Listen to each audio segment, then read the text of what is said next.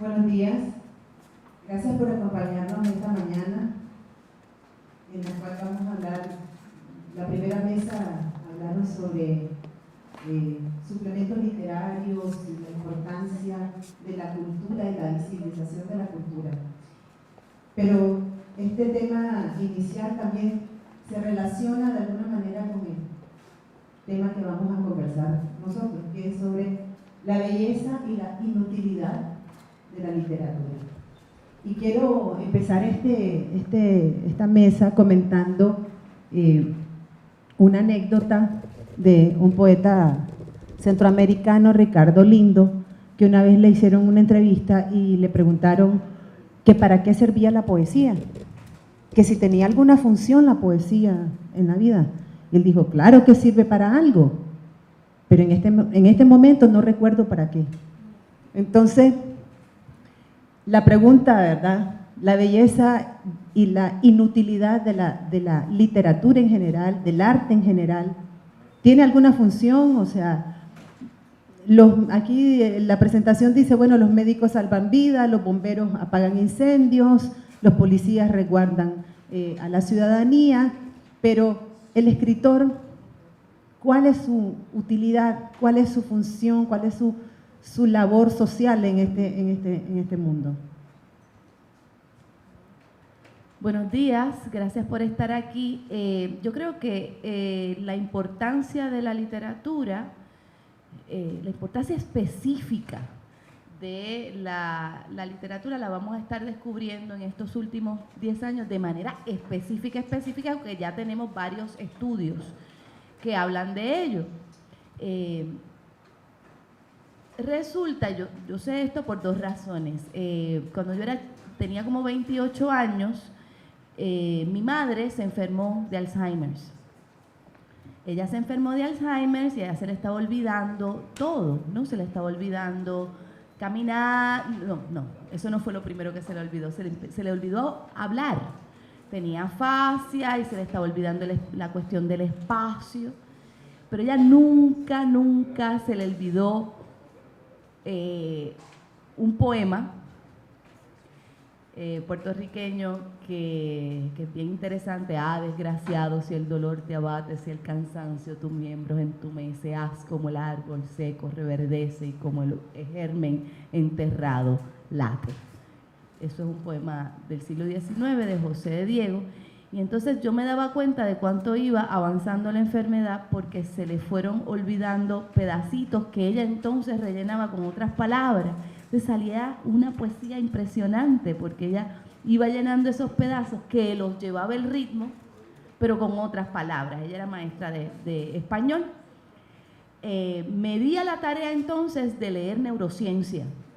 Y entonces hay varios estudios que dicen que las personas que leen tienen más caminos sinápticos en el área frontal derecha del cerebro que las personas que no leen. Y esto está comprobado. Y luego me puse a leer más neurociencia, porque como para mí eso es literatura, yo estaba fascinada con un nuevo lenguaje. Y además la ciencia, como ha dicho Kuhn y un montón de gente, son paradigmas que van cambiando, ¿verdad? Pues entonces también dice que el cerebro es plástico y se va configurando con muchas posibilidades y que una de las posibilidades más fuertes para la reconfiguración neuronal del cerebro es el arte. Es el arte. Da mapas nuevos de cerebro, reorganiza las conexiones neuronales, resuelve cuestiones de lenguaje, de creación, de capacitación de tu cerebro para pensar cosas nuevas.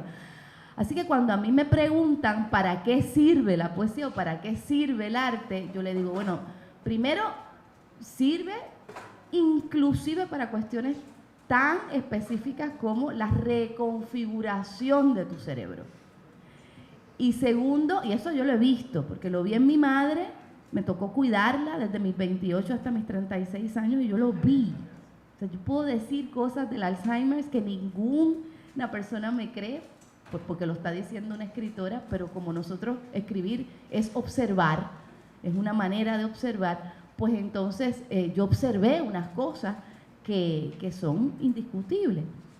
Y por último, lo que voy a decir es que tengo a un hijo que me han dicho que tiene 15.000 cosas, ¿no? Desde que tiene disfasia hasta que tiene autismo, lo cual no es cierto, tú lo viste a mi hijo, no tiene ningún autismo, nada. Es boricua, es lo que pasa. Y es hijo mío, va a salir loco. Que tiene un problema de aprendizaje, 1000 cosas me han dicho, y una cosa que nosotros empezamos a hacer es hacer cuentos. Por la noche yo los acuesto, cuando estamos en casa, y le digo a Aidara y a Lucián le digo, ok, Lucián, te toca contarme un cuento. En vez de yo contarle un cuento a él me cuenta un cuento a mí. Y entonces este niño que supuestamente no podía leer, que no se iba a entender con los libros, ahora cuando saca buena nota o quiere manipularme, como también hacen los hijos, me dice, yo me porto bien si tú me llevas a una librería. Y entonces, además, porque es un sitio de jugar, y él hace cuentos, él se pasa haciendo cuentos. Tenemos unos cuentos ahora de Nicaragua, los llevamos ayer a ver un lago, y él no creía que era un lago, piensa que es un mar, y todavía no se da cuenta. Este de aquí, el de Managua, él todavía no entiende que eso no es un mar. Y entonces estábamos hablando de esto en estos días. Yo creo que eso es uno de los procesos del arte, aunque también hay unas cuestiones psicológicas y emocionales que de esas podemos hablar más tarde. Hola, buenos días. Pues a mí me gustaría dar un pasito atrás y cuestionar la pregunta, porque yo creo que desde que soy escritor hay una serie de preguntas que me repiten continuamente. Yo creo que hay 3 fundamentales. ¿El escritor nace o se hace? ¿Qué libro se llevaría a una isla desierta? ¿Y para qué sirve la literatura?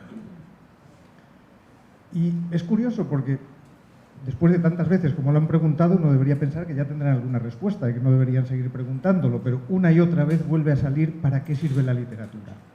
Nunca he visto que en televisión a un futbolista le pregunten ¿para qué sirve el fútbol? Esto puede ser un ejemplo extremo, pero tampoco he visto que entrevisten a un historiador y le pregunten ¿para qué sirve la historia? Pero la literatura parece que tiene que servir para algo. Si hago una comparación un poco extrema, es como preguntar ¿para qué sirven los orgasmos?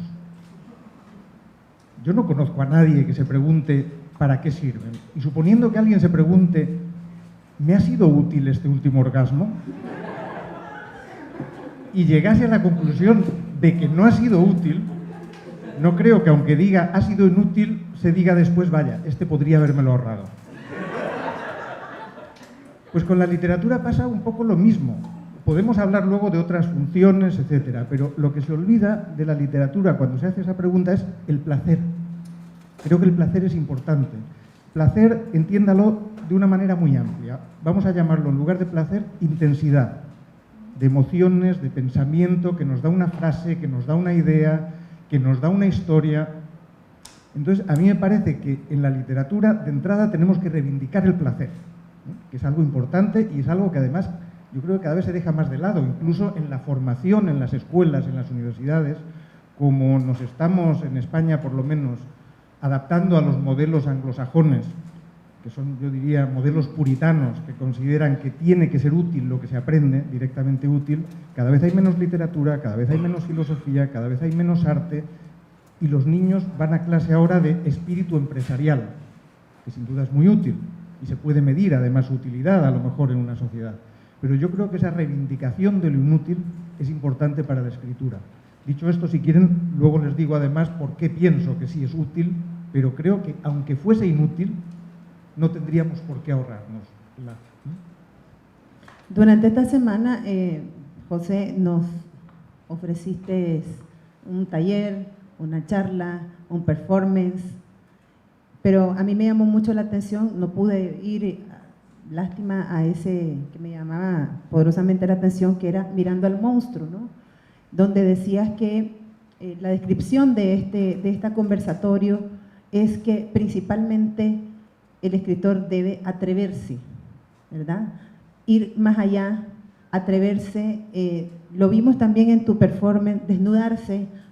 Me refiero, bueno, te quitaste la camisa, literalmente lo hiciste, pero también te desnudaste con el personaje que que presentaste ahí. Y obviamente todo proceso creativo tiene esa utilidad, si vamos a seguir usando la palabra, que el escritor plasma sus ideas, su pensamiento, su visión del mundo, y el enfrentarse y arriesgarse, porque estamos hablando de la libertad de expresión, empieza desde ese proceso, de decir cosas que a lo mejor los demás lo piensan, los demás lo viven, lo sufren, pero que no tienen pues el oficio de la escritura. Me gustaría que ambos comentaran sobre sus monstruos personales y sobre ese ruptura que a veces los escritores no solamente transgreden, sino que incomodan, cuestionan, y muchas veces empieza ahí el tema de la censura. ¿Hasta qué punto, verdad? Empieza el tema de la censura, romper tabú y indagar en todo aquello que la gente no se atreve a decir en voz alta.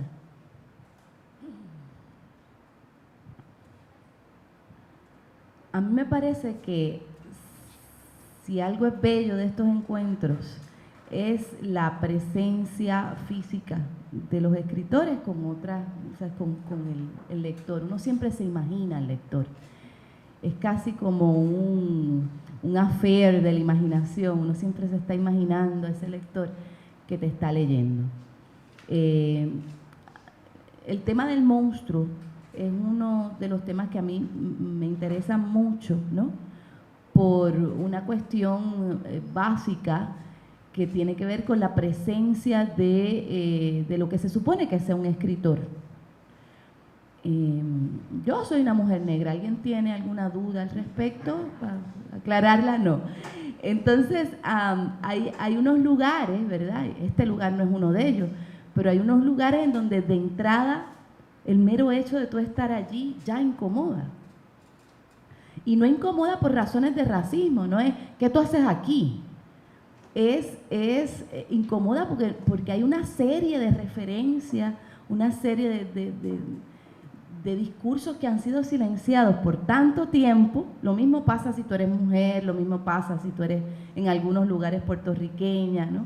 Hay unos discursos que han sido silenciados y devaluados por razones históricas por tanto tiempo, que entonces el mero hecho de nombrar, de intentar nombrar, eso se convierte en una monstruosidad.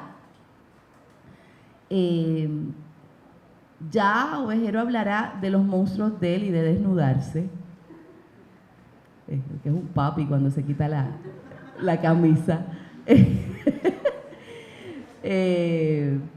Pero una de las cosas que a mí siempre me preguntan es por qué yo insisto en algunas de las cosas que yo escribo, en Fendifrage, en otras novelas, en Nuestra Señora de la Noche y en algunos poemas, en la presencia del cuerpo.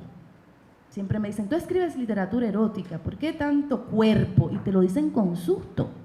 Así como, de hecho, una vez una señora me dijo, ¿por qué todas las mujeres que aparecen en tus cuentos y novelas aparecen de espaldas? Dando la espalda. Y yo no sabía qué contestar. Entonces, y todavía no sé. Y cuando me hacen esa pregunta me da miedo. El corazón me empieza a latir. Yo creo que los monstruos personales también tienen que ver con esa manera de completar el imaginario internacional. Hablamos mucho de globalización y hablamos mucho de presencias múltiples, pero en realidad nosotros pensamos que la literatura tiene un discurso, tiene un tono, inclusive, tú tienes que hablar en un tono particular. Yo le llamo el tono alado, una cosa así que a mí siempre me hace pensar en el siglo XIX y en una palestra pública, ese tono alado. Y cuando cambiamos de tono, pasan cosas muy curiosas. Pasa que la gente se asusta y tú realmente no te das cuenta y quizá el monstruo eres tú. El mero hecho de ser tú. Y eso a mí me llama mucho la atención porque creo, y ahí está la cuestión de la utilidad de la literatura, que el instaurar esas presencias, pero de verdad, no desde los discursos aceptados. O sea, es bien chévere y bien fácil que yo hable del racismo como mujer negra. a mí no me interesa ese tema, no me interesa echarle la culpa a nadie.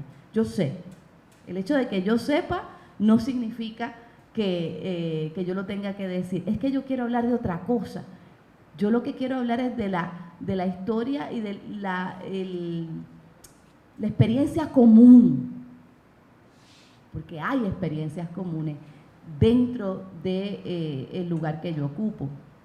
Solo quiero terminar con una reflexión. Yo conozco a Ovejero, yo hago un festival en Puerto Rico y conozco a Ovejero porque me dijeron, tienes que leerlo, invítalo.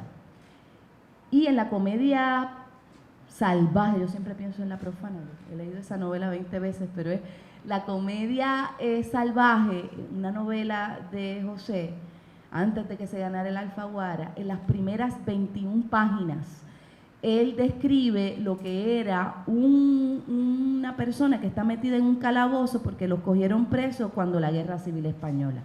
21 páginas. Y yo leí eso y se me salieron las lágrimas, y lo primero que hice fue escribirle, sin conocerlo muy bien, y decirle gracias, porque me acabas de describir la experiencia de lo que debió haber sido estar en la panza de un barco negrero viniendo de un lado a otro. Y no tenía nada que ver, ahí no había un negro, pero la experiencia yo la identifiqué, me hizo así. Y mira que yo he leído literatura africana y afroamericana y afrodescendiente y no había visto eso, quizá porque a nosotros nos duele demasiado, pero ahí estaba. ¿Ves? Yo pienso que apalabrar esos silencios y esas desmemorias y eso que es lo monstruoso es fundamental para sanar las heridas del olvido impuesto o del autoolvido, para uno poder vivir, coño, porque es que todos los días uno levantarse con eso que duele es muy difícil. Y que otro te lo diga es, aquí está, ya, exorcizado, alguien lo dijo. Y eso es bien, bien bonito. O sea que apalabrar esa monstruosidad yo creo que es fundamental para sanarnos. Y eso lo hace muy bien la literatura.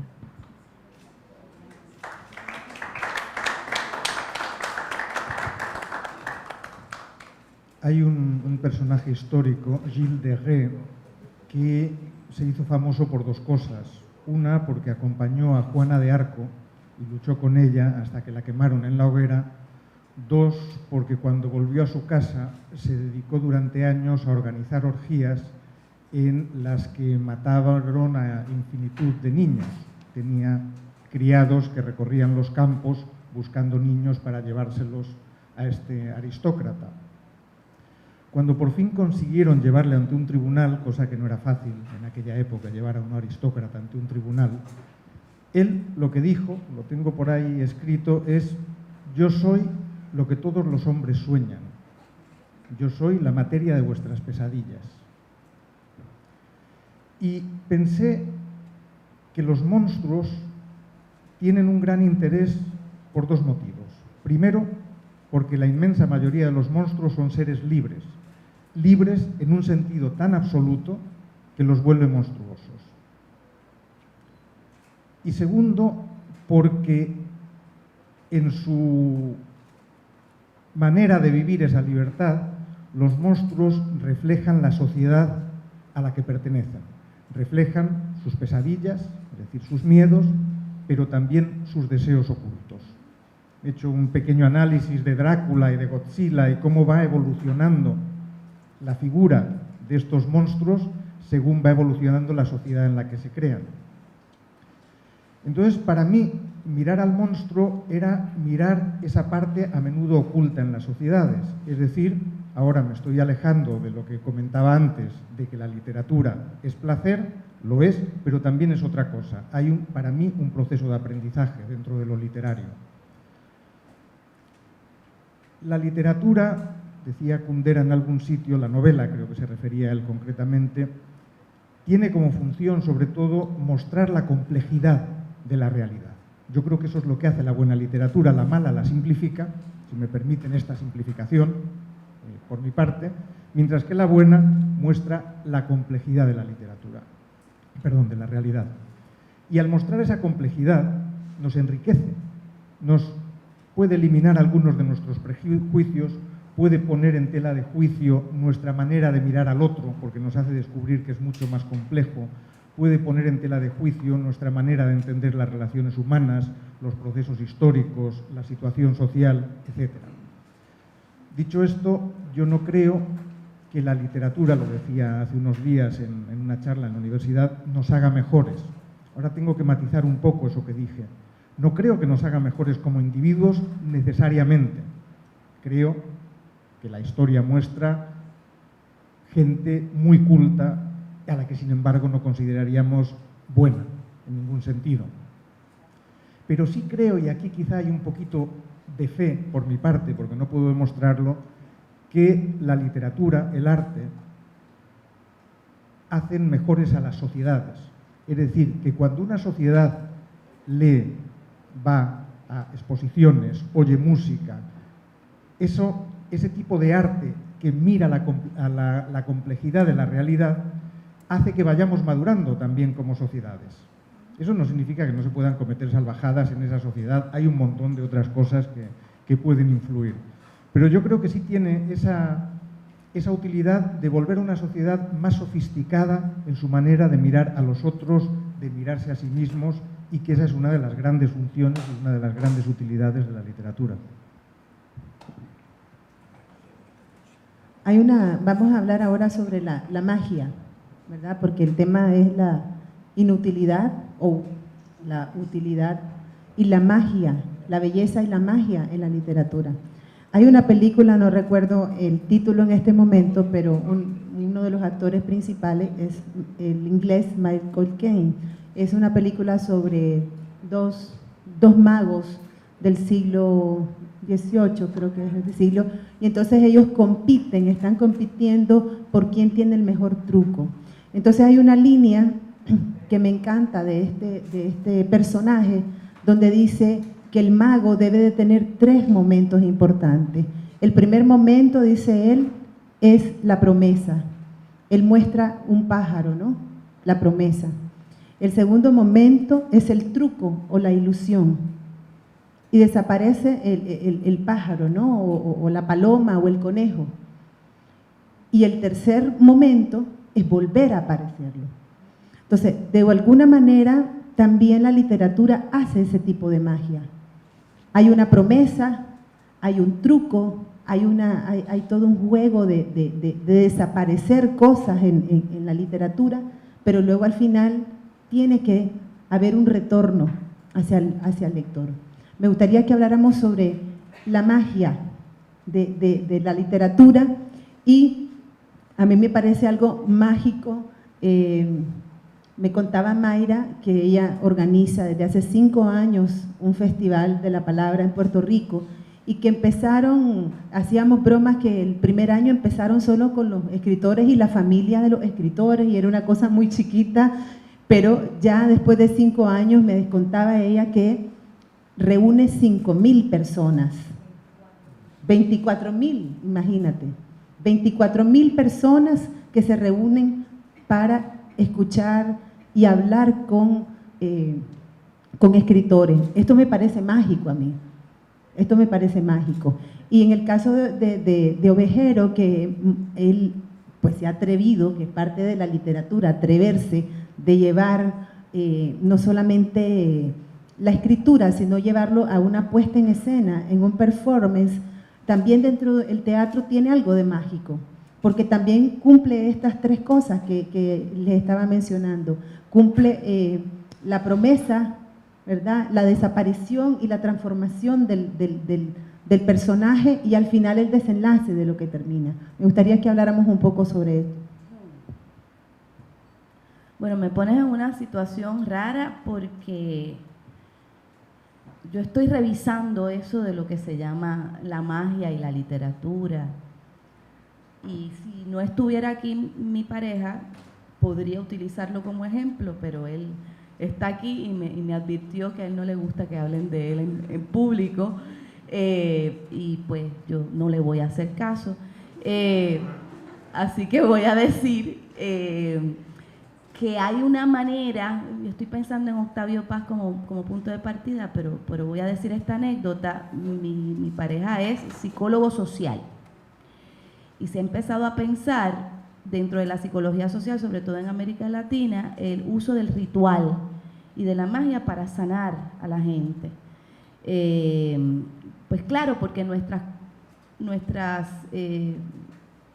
sociedades acá, por cuestiones históricas y por cuestiones de transculturaciones muy propias de América Latina, pues hemos hecho un híbrido muy interesante, a mí me parece muy rico, entre los discursos de la razón occidental, de todo lo que se muestra y se mide, con el discurso de otras racionalidades, como son lo que se puede entender como magia. Yo, por ejemplo, vengo de un país en donde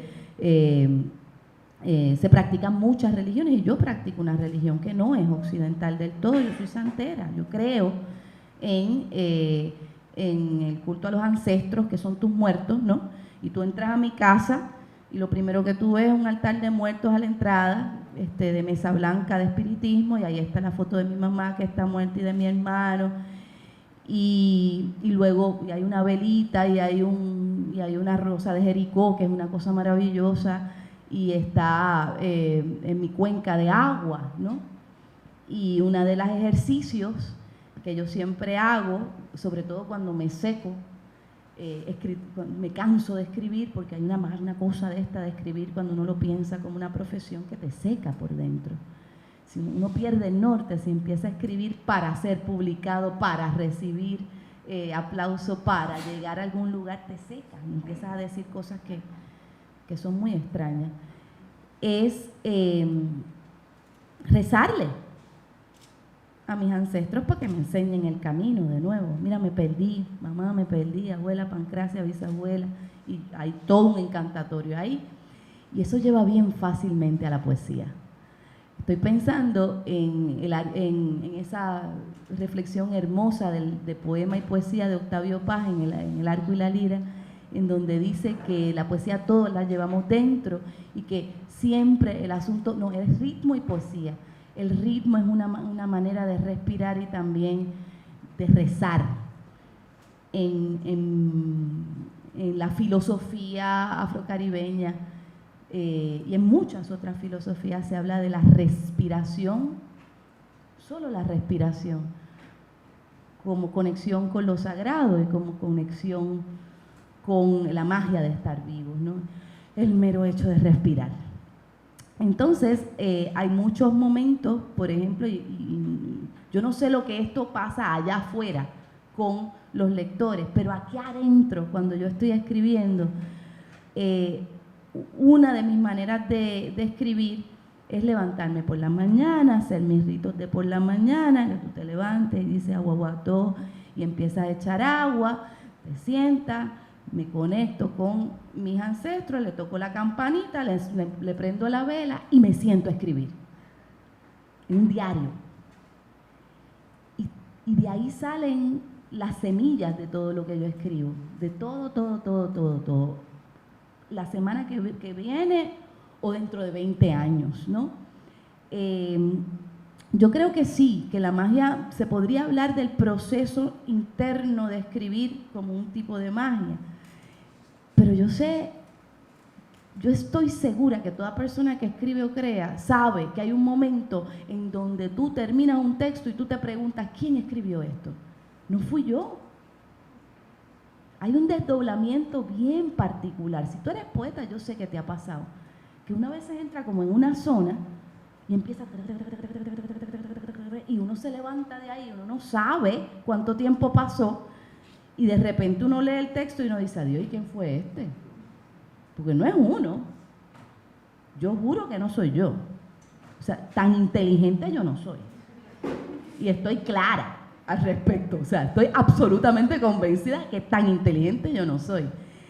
Y eso que le llaman inspiración o lo que sea, yo me imagino que en algún momento habrá una explicación para ello, pero hasta que eso no pase, pues yo le llamo magia.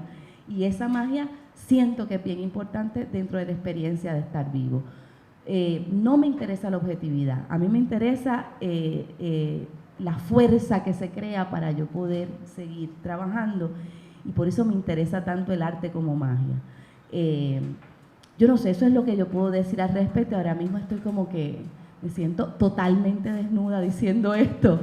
Así que, porque no soy racional y no les puedo citar a Verlaine o a qué sé yo, Gilles Deleuze y Guattari, no puedo. Yo solo estoy describiendo una cosa que pasa. Y a mí me parece que si nosotros como sociedades volvemos recuperamos ese espacio de esa fe, en esa magia, podríamos hacer cosas bien grandes. Y en el festival lo que nosotros hacemos es eso, es compartir esa posibilidad de que, mira, claro que no se puede hacer esto, claro que no se puede, esto no debe estar pasando en mi país. Que 24,000 personas se reúnan a hablar con escritores del mundo, que no son éxitos editoriales todos, que vienen de todas partes, porque nosotros invitamos a que nos salga del forro, no como lo hacemos con los chavos nuestros y con la apuesta de todo el mundo y nos reunimos, lo hacemos porque nos da la gana. Claro que no es posible. Y sin embargo sale. Y entonces eso se contagia y de repente tú tienes a 24,000 personas allí gritando y comprando libros y llevándose a los niños y no entendemos por qué. Así que sí, yo creo en la magia y creo en esta magia. Cuando vi esto de Centroamérica Cuenta, yo dije, aquí se jodió.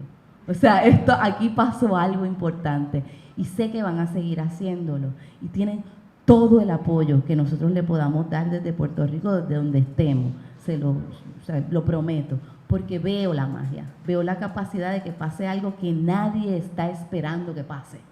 Y así es como se transforma el mundo. Sí, aunque en el caso del Festival de la Palabra, yo no sé si es magia o es tozudez de Mayra Santos Febres, que sé que ha dado la lata a todo el mundo allá y muchas veces a quien se negaba a colaborar, o sea que puede que haya una parte de magia, pero desde luego lo que hay es un montón de trabajo. Y locura. Ok, ahora estoy en una situación muy incómoda, porque estamos hablando de magia, estoy al lado de Mayra, y yo no creo en la magia, entonces voy a tener que adoptar ese papel racionalista que decías tú. Bueno, pues yo soy un racionalista feroz, no creo en la magia, y por eso de la magia lo único que realmente me interesa es el contrato con el espectador. Cuando yo voy a ver a un mago, es decir, estamos hablando de otro tipo de magia que no tiene nada que ver con la religión ni con las creencias. Cuando voy a ver un mago, yo sé que tengo un contrato con él y el mago lo sabe también. Lo que está sucediendo en el escenario no es verdad. Él lo sabe y yo lo sé. Sin embargo, yo voy a hacer durante el tiempo que dure el espectáculo como si me lo creyese. ¿Por qué? Porque si consigo ponerme en ese estado de ánimo que me hace sentir aquello como verdadero, sé que voy a disfrutar, sé que me voy a emocionar, sé que me voy a maravillar. Pues bien, cuando escribo un libro, yo tengo la impresión de que tengo ese contrato con el lector. El lector sabe que lo que cuento no es verdad. Yo sé que lo que cuento no es verdad, me lo estoy inventando, es ficción. Es una novela, por ejemplo, son cuentos. Y sin embargo, el lector va a decir, ok, no es verdad, pero sé que si hago como si fuese verdad, como esos niños que juegan a que yo era un soldado y tú eras mi prisionero, bueno, pues si haces como si fuese verdad, vas a experimentar ciertas emociones, vas a llegar a determinados sitios de tu conciencia, vas a descubrir cosas. El problema es cuando el truco es demasiado evidente, cuando empezamos a ver cómo el mago está haciendo trampas para convencernos de algo, cuando el escritor en realidad no está cumpliendo su contrato, no está fingiendo lo suficientemente bien. Pero en realidad la relación con el lector es esa, es una relación de mago, pero de mago de espectáculos, para decirle, ok, es cierto, todo esto me lo estoy inventando, pero es verdad en cierto sentido, o por lo menos te puede poner en contacto con ciertas verdades. Entonces vamos a jugar los dos a que somos algo que no somos, porque ese jugar a algo nos va a llevar más lejos. Es como mentir bien la verdad, que dice Onetti, ¿verdad? Que la ficción siempre es una manera de mentir bien la verdad. Perdón. Perdóname. Y eso no es fe. Esa cosa que es el contrato no es un tipo de fe. ¿Qué sé yo? Un tipo de fe. Bueno, es esperar que el otro cumpla su parte del contrato. A veces no la cumplen, entonces el escritor a veces no la cumple, es quizá el que más la incumple, pero a veces también es el lector, quien te acaba, por ejemplo, te viene con una novela de 800 páginas y te dice, pero en la página 730 utilizas una palabra que yo creo que en aquel siglo todavía no se utilizaba. Es bueno, ok, si lo hago 10 veces, regáñame, pero si solo pasa una vez, sigue disfrutando el espectáculo.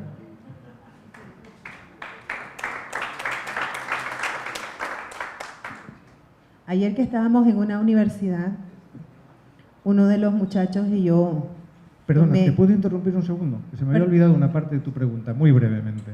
¿Cuál? Sí, no lo del teatro, la representación. La magia del teatro. Sí, no, que quería decir únicamente, para añadir a lo que estaba diciendo, que cuando me subo al escenario es exactamente lo mismo. La gente sabe que yo no soy esa bestia que aparece en uno de los cuentos, que yo no soy ese padre torturado. Y sin embargo el público decide creer el personaje. No ovejero, hay uno de los cuentos que no he representado aquí en el que yo soy una mujer. Claro, la gente que está allí sentada evidentemente no piensa ovejero se ha transformado en mujer por arte de magia, sabe quién soy, pero está dispuesto a sentir como si yo fuese una mujer y a creerse el personaje. Es esa la cuestión. Es el desdoblamiento que hablaba Mayra, ¿no? Que igual sucede cuando estás escribiendo. Vos decidís que en el texto si vas a ser un narrador en primera, segunda, tercera persona, si va a ser omnisciente. Entonces, esa es parte del desdoblamiento y esa es parte también un poco de la magia que sucede en ese momento. Les quería comentar que ayer que estuvimos en una universidad, hablábamos también un poco del tema de la literatura, la promoción de los libros y todo, y alguien también preguntó este mismo tema, ¿para qué sirve la literatura y en qué nos ayuda la literatura? Y me pareció, anoté la frase de este muchacho en una universidad, y entonces dice, es que cuando yo leo un cuento y cuando yo leo una novela, yo siento que yo me desintoxico de la información que todos los días nos deprime, porque es la manera que yo tengo ese momento, lo que estabas diciendo, José, ese contrato que se cumple y entonces la gente tiene en ese instante de la obra de teatro, del cine, de la lectura, ese instante de magia que le permite desintoxicarse de esa realidad. No sé qué comentarios tendrían al respecto.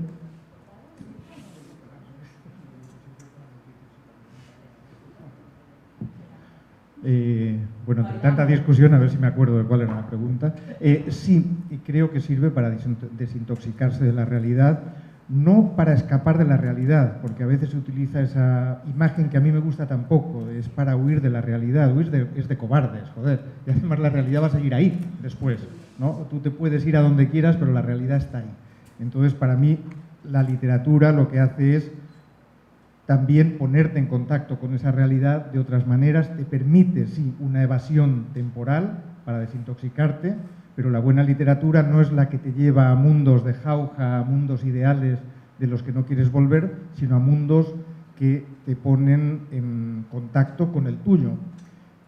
Y en ese desintoxicarse, yo creo que hay una palabra que no hemos utilizado y que es importante, que es la imaginación. A mí me parece que la literatura nos aporta como valor el entrenar nuestra imaginación. Yo creo, y no solo como diversión, porque es divertido imaginar cosas, que lo es, ¿no? Tanto como escritor como lector, sino porque yo creo que la imaginación, y por eso decía que la literatura es útil para las sociedades, sirve para el desarrollo. Quien no imagina posibilidades distintas a aquellas que existen, se queda donde está. Si nos convencen, por ejemplo, como nos intentan convencer ahora mismo en España, que lo que hay es lo que hay y que no puede haber otra cosa, que el sistema corrupto que tenemos es aquel con el que debemos seguir viviendo el resto de nuestros días, si nos convencen de que no puede haber un mundo mejor e incluso ridiculizan y hablan de buenismo cuando uno dice aquel eslogan de otro mundo es posible, después sí, y hay que imaginarlo. Y la literatura te ayuda a imaginar otras posibilidades, aunque sepas que nunca vas a llegar a ellas, ¿no? Porque siempre imaginamos algo que a lo mejor roza la utopía, pero da igual, aunque no lleguemos a ellas, vamos a estar de camino en lugar de quedarnos quietos.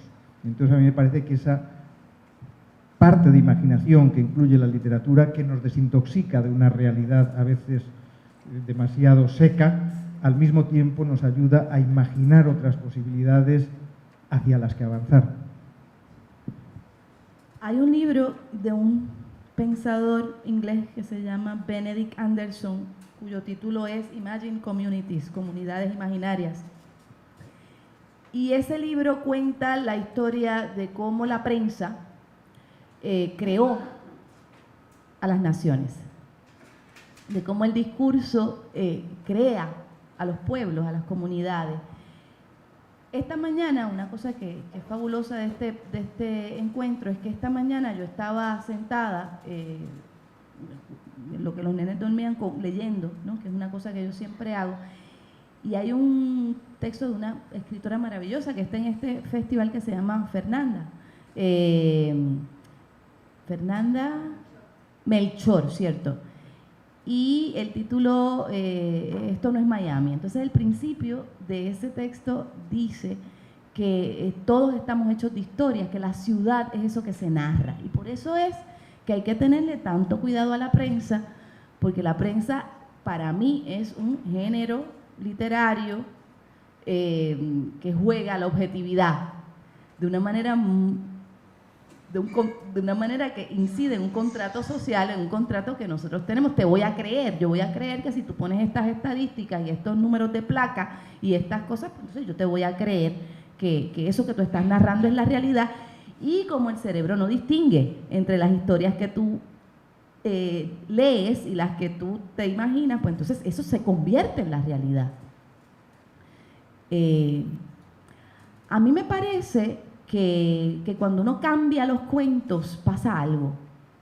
Cuando uno trae otro cuento a la mesa, pasa algo muy interesante, y sobre todo con los discursos hegemónicos, con los discursos de poder. Y es que uno empieza a crear una duda. ¿Será verdad? Balzac decía que los escritores éramos los cronistas íntimos de nuestros tiempos. Que contrario a lo que decía la historia, ¿verdad? Acá se cuenta un cuento, pero desde adentro, como desde el closet, del armario, como si tú estuvieras metido dentro, ¿verdad?, del espacio desde los cuales pasa la historia esa con H mayúscula, que es tan difícil de entender. De hecho, yo siento que muchas veces cuando yo leo, por ejemplo, las partes de los periódicos de economía o de crimen, yo no entiendo nada. O sea, entiendo todas las palabras, pero no entiendo lo que me están diciendo, y me pregunto, ¿será porque lo hacen a propósito? O sea, puede ser que yo sea bruta, pero también puede ser que aquí hay un juego de hacerte sentir que tú no entiendas lo que está pasando. Esto es muy complicado, yo no sé cómo bregar con esto. Yo hasta hace poco coleccionaba maridos, y tuve uno que era antropólogo, después tuve otro que era pintor, y entonces tuve un reportero. Y les voy a hacer esta historia íntima de lo que era vivir con un reportero. Ese tipo siempre estaba angustiado, desde por la mañana hasta por la noche. Vivía siempre con esta sensación de que algo malo iba a pasar. Pero desde por la mañana, por eso lo dejé, es que no se puede vivir con alguien así. Yo terminé como con taquicardia, ¿sí? Yo me levantaba, ¿qué va a pasar hoy? Y él ya sabía, se va a morir tal, pero esto, la crisis. Bueno, le dije, porque la última nena de él, le dije, ay, estamos aquí, ¿cómo la están pasando en Nicaragua? Muy bien, quizá ustedes sean los últimos que vean los lagos, porque ahora que les vendieron de esto a los chinos, ustedes serán los últimos que verán los lagos de Nicaragua, tómenle foto. Y yo, ay, no puedo. Apagué el WhatsApp y dije, la voy a pasar mal en Nicaragua si sigo con esto. Exacto, pero es que por eso te digo. Entonces, yo me di cuenta de que la realidad que nos cuentan como objetiva, para nosotros hacernos una idea de que formamos parte de un mundo, de una comunidad imaginaria, ya sea nacional o transnacional, es un género literario que viene con un tono, y la noticia tiene el tono de que te vas a joder ahorita. Ese es el tono. La crisis, te van a matar, todo está mal, esto está mal, te van a matar en aquella esquina, hay un problema de seguridad social, esa es. Y cuando tú te pones a leer los diarios de hace 10, 20, a mí me gusta a escribir novela histórica, leo los diarios de hace muchos años, veo que los titulares, la verdad es que no cambian durante décadas y décadas y décadas, lo que cambian son la noticia por dentro. Así que, voy a terminar ahora. Lo que quiero decir es que hay una manera de pensar otra narrativa, que crea otra realidad, y que eso se da en la literatura. Es como un discurso alterno que te da una vía para salir de ese cuento, que es el cuento de siempre, porque el nacionalismo y el capitalismo necesitan de las crisis para funcionar y movilizar a la gente. Bueno, y si algo positivo sacamos de eso, es que esa es materia prima para el escritor. De alguna manera es materia prima.